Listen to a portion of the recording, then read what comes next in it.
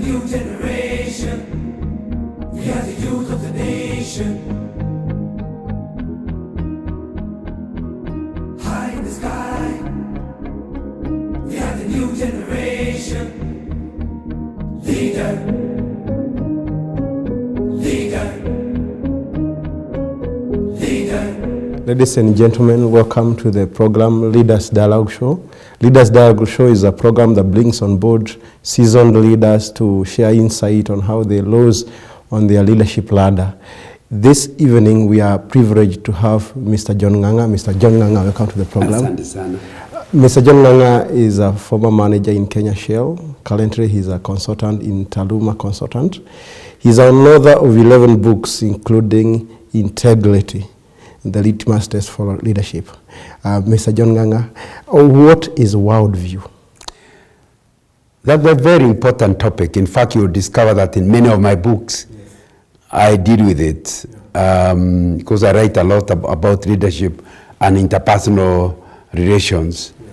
And there are areas that are heavily affected by somebody's worldview.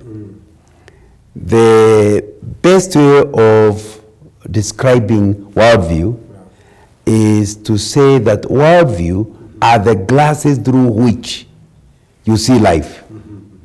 That means if I was to wear three green glasses, I would see you as green.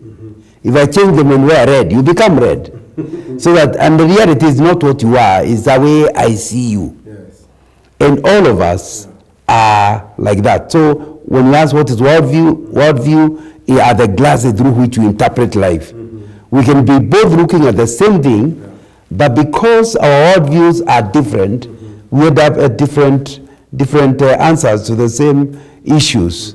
And sometimes you don't even understand why somebody is you know, if you don't understand an African's worldview, you can end up confused. For example, most of us in Africa find it difficult to just tell a stranger you don't know the place they're asking. So you find somebody, instead of telling you, sorry, I have no idea, they're likely to tell you, go a little on, turn left, turn right. When you reach there is when you realize you are going the wrong direction. But his intention is not to be difficult, but he doesn't want, the way he looks at life is that it's unfair to a stranger to them you have no idea where they are going. And so you can end up the same thing with giving someone negative information.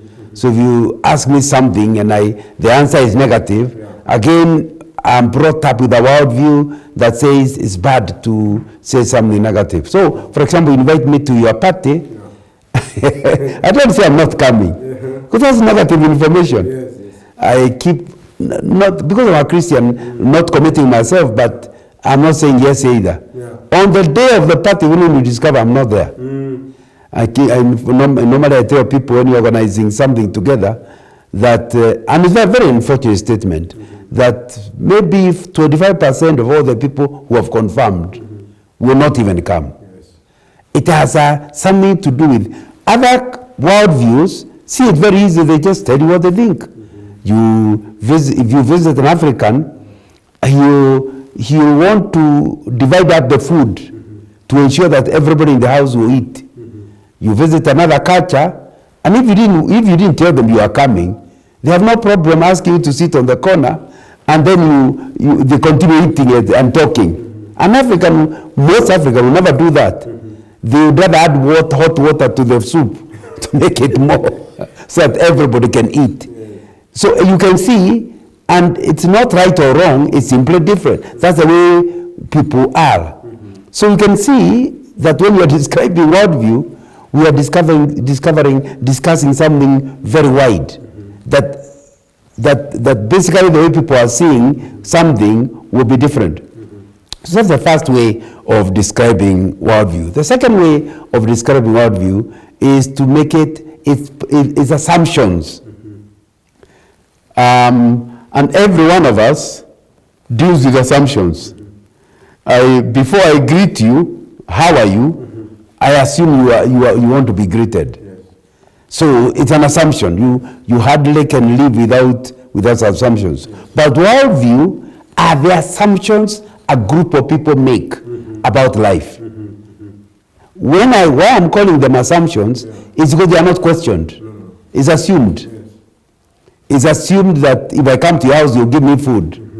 I don't have to ask for the food. I don't have to book before I come. I mean, it's an assumption. Now, when those assumptions are done, someone will find it very odd. He never told you something, but he assumes that you know he expects it.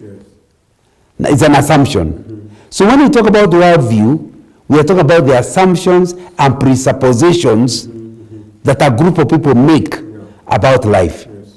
They assume when a baby is born that certain things will happen, and there's no question about being asked. Indeed, you should assume that it will happen.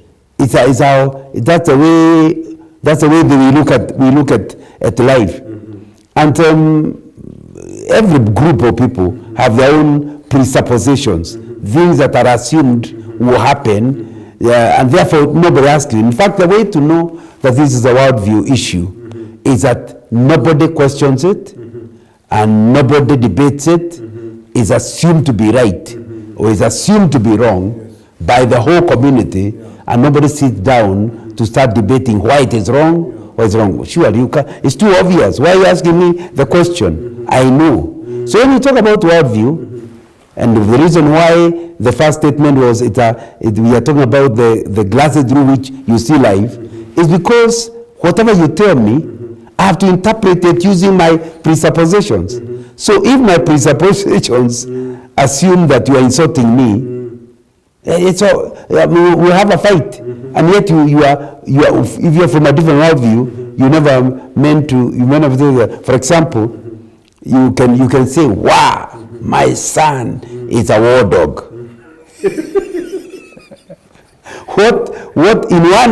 If the presuppositions is that it means he is tough, he is a go-getter, he will not hear the insult. But go to another culture and say, hey, your son is a war dog. You are going to be in trouble. Because the way they interpret the war dog is different from yours. For you is, I give you another thing. It's assumed, our worldview, especially in Africa, is that women are cowards and not daring. So when we want to say somebody is, in our vernacular, when we want to say somebody is tough and daring, like Professor Wangari Maathai, we say Nijaba, he's a man. Hey! That woman is a real man. Now, obviously, it's a contradiction. She can't be a man. But the assumption is only men are daring and courageous. Therefore, what you mean when you say that Wangari Maathai is a man, you mean she is courageous. Now, you can see somebody in another culture will feel really insult. Can you imagine calling a woman a man? They'll be offended. But if you told Wangari Maathai that, she is likely to have understood you are not insulting her. You actually just mean she is courageous. And there is no vernacular word for courageous other than being manly. Wait, do my way. Are you he? Now, so you can see a lot of our life revolves clearly around the assumptions that are presuppositions in our mind. And they are presuppositions not just of one person, but presuppositions of a community. Therefore, in the community when they are talking, those are assumed. So you talk on those assumptions. You look at life with those assumptions. And so nobody really has. So we've said the first thing is worldview. Worldview, we are talking about, when talking about worldview, we are talking about the glasses through which you interpret life. We're also talking about presupposition. But thirdly, when we talk about worldview, you are talking about the view of the world. How do you see the world? What your assumptions about life? And what do you expect of life? That's your worldview. That's the way you look at life. For example, one part of our worldview, African worldview, is that the dead are not really dead. They are hovering somewhere and listening to you. So the way you talk it's like you are listening. Yes. The way you react is like you are participating. Of course, nobody sat you down to tell you this is the way you do things, and so that's no. It just grows with you. In fact, when you talk about worldview, you are talking about things that you have seen and imbibed until they have become part of you, so that you see the world like that. Yes. And it's a very important thing. Yes. Maybe I should give one example. You know, I think it's one of my relatives went for a visit to Korea. Those years, those are maybe 25 years ago. Those years, to go to Korea, there were no direct flights. Yes. You need to go to London. Yes. And because they were going for a conference, when they're in London, somebody took them aside to explain to them about life in Korea. Yes. One of the things they were told is that you must understand that when a Korean loves you, they will make a special meal for you. And their special meal is a dog meat. Can you afford what? Yes. Can you eat a dog? Yeah. Then we just want you to understand that when it's very special. Dog meat is very special in Korea. Yeah. No, the question is, they went to a conference and arrived. Yes. And of course, they are using buffet system. Yes. So when you go and look at the meat, how can you tell whether it is dog or cow? I was told many Kenyans became vegetarian. I was talking to one of them and said, so you became vegetarian? I cannot imagine what would happen to me if I ate dog. I asked them, they eat dog? Yes. Are they healthy? Yeah. Yes. Yes. So why not eat the dog also? Yes. You know, clearly, the reason is the worldview of one party is dog meat is not for eating. Yes. The worldview of the other one is dog meat. It's a delicacy. Yes. So that's what worldview does. Okay. Excellent. We are glad you are watching Leaders Dialogue. Keep forwarding your comments on our Twitter page at Leaders Dialogue Show and our Facebook page at Leaders Dialogue. We'll be right back after the break. Yes.